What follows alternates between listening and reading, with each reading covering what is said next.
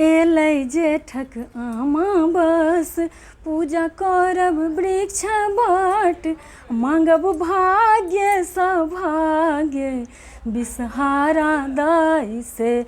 हे मांगब भाग्य सौभाग्य बिसहारा दाई से।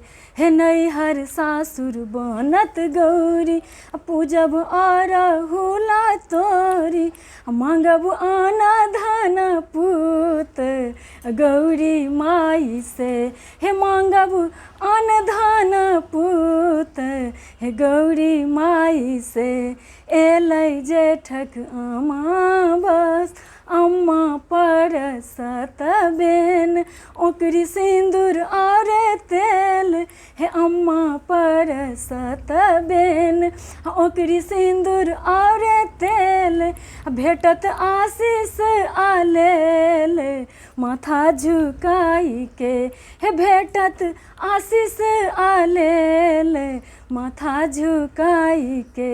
हे सब देवन सो ई है आस, कि जुग जुग रहे आही बात। सब देवन सो ई है आस, कि जुग जुग रहे आही बात। मांगब राम सियासन भाग्य शरण में जाई के।